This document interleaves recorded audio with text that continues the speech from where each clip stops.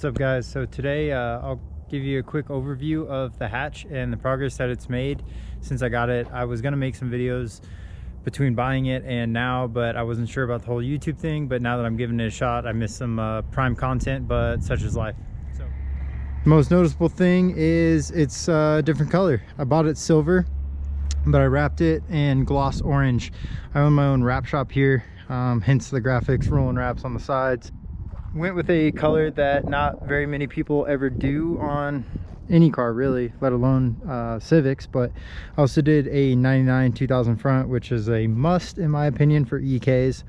I kept the rotor slipstreams that came with it. They're 16 by 7s I believe, but I put some new 205/45 Yokohamas on it. A little bit better traction, a little bit smaller sidewall, so it doesn't rub quite as bad. I also went with a Kingsport gray gloss finish. I wanted to repowder coat them because the factory finish was flaking. And I've done Kingsport gray on one of my other cars before, and I really liked that color, so I figured I would go ahead and give it another shot. And as you can see, I went ahead with a gloss metallic charcoal vinyl as well for the decals to kind of tie everything in. I like things to match.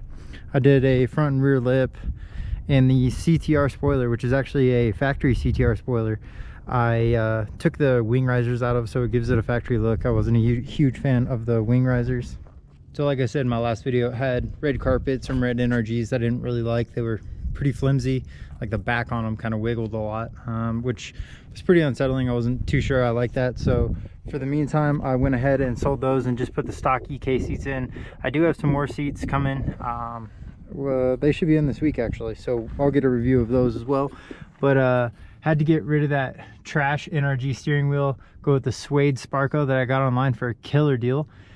Still does have the red carpet. I'm not sure how I feel about it with the orange, but so be it. And all of the plastics are actually painted black as well, which is pretty nice. Some of it's scratched in areas. There's not a whole lot I can do about it because I don't want to repaint everything. I'm not really sure if I'll even keep the paint versus the factory dark gray, which is probably my preference, but we'll see. Moving on to the engine bay. In my last video, like I said, it did have a built single cam Y8 with the eBay turbo kit. It was open header when we got it, so super loud, super annoying, and it ran like trash. Previous owner didn't know why. We didn't really know why. We tried to mess around with the tune. I got some Honda S300 and threw it on there. I can't even get this open. Okay. So anyways, we got some S300, and my buddy who has some knowledge of tuning, we started messing with it. We made a little bit of progress, but nothing to really make it run well. Ran like trash the whole time, and we went ahead and threw the full exhaust on it so we could actually think while we were driving. And unfortunately that unveiled what the real problem was. Unfortunately, there was a really bad rod knock.